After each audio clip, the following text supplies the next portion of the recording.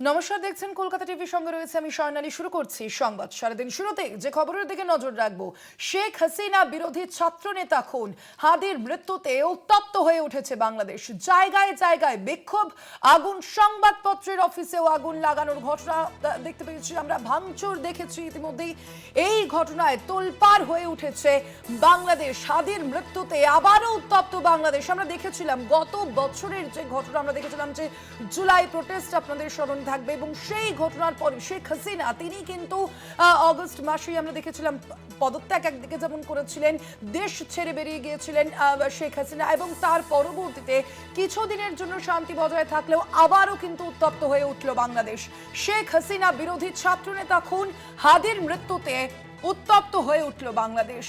জায়গায় জায়গায় বিক্ষোভ থেকে শুরু করে আগুন, সংবাদপত্র অফিসেও ইতিমধ্যেই আগুন লাগানো হয়েছে বলে জানতে পারা গিয়েছে। ভাঙচুর চালানো হয়েছে একাধিক জায়গা, এমনকি ভারতীয় দূতাবাসেও হামলা চালানো হয়। দেখতে পাচ্ছেন আপনাদের সামনে সেই ছবি ইতিমধ্যেই আমরা তুলে ধরছি। শেখ হাসিনা বিরোধী ছাত্র নেতা খুন, হাদির মৃত্যুতে উত্তপ্ত হয়ে উঠেছে বাংলাদেশ।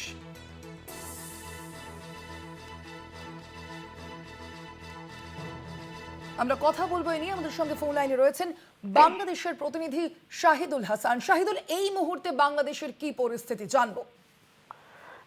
ধন্যবাদ। যেমনটি বলছিল যে গতকাল ছাত্র আন্দোলনের অন্যতম নেতা উসমান হাদির মৃত্যুর খবর বাংলাদেশে পৌঁছানোর পরই বাংলাদেশে তার সমর্থকরা বিক্ষোভে ফেটে পড়ে এবং তারা রাজধানীর শাহবাগ সহ বিভিন্ন স্থানে বিক্ষোভ মিছিল বের করে। এক পর্যায়ে বিক্ষোভ মিছিল থেকে বাংলাদেশের শীর্ষস্থানীয় দুটি দৈনিক ডেইলি স্টার ও প্রথম আলো অফিসে তারা হামলা চালায় এবং সেখানে অগ্নিসংযোগ করে। এছাড়া আমরা ঢাকার বাইরে চট্টগ্রামে বাংলাদেশে অবস্থিত ভারতীয় হাই কমিশনের সহকারী হাই কমিশন, সেখানেও হামলার ঘটনা ঘটেছে বলে জানতে পেরেছি এবং সেখানে মধ্যরাতে অনেকগুলো মানুষ জড়ো হয়ে হাই কমিশনের ভিতরে ঢোকার চেষ্টা করে এবং তারা পুলিশের বাধার মুখে সেখানে ঢুকতে না পেরে বাইরে থেকে ইট পাটকেল নিক্ষেপ করে এবং সেখানে পরবর্তীতে সেনাবাহিনী যে পরিস্থিতি নিয়ন্ত্রণে আনে। এবং ঢাকাতে সারা রাতি বিক্ষোভ চলেছে। ঢাকা ছাড়াও আমরা চট্টগ্রামের সাবেক শিক্ষামন্ত্রী নওফেল এবং রাজশাহীতে বাংলাদেশ আওয়ামী লীগের একটি অফিস, সে অগ্নিকাণ্ডের খবর শুনেছি। এছাড়া ঢাকায় ছায়ানট নামে একটি সঙ্গীত বিদ্যালয়ে অগ্নিকাণ্ডের ঘটনা ঘটেছে, যেখানে একদল লোক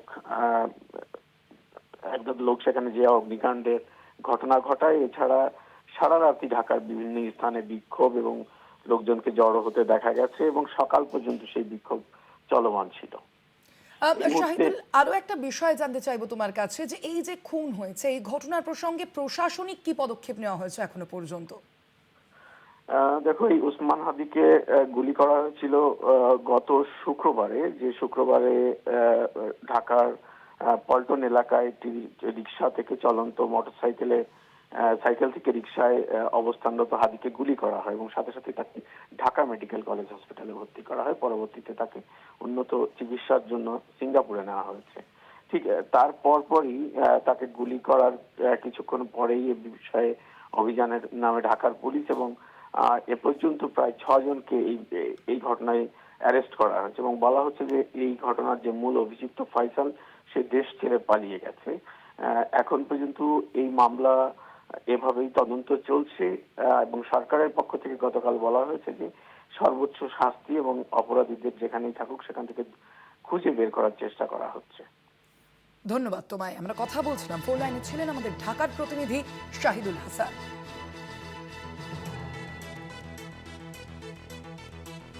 ये दुखद घटना है और उन लोगों के लिए ज्यादा सोचनीय है जो लोग भारत के अंदर सेकुलरिज्म की दुहाई देते हैं।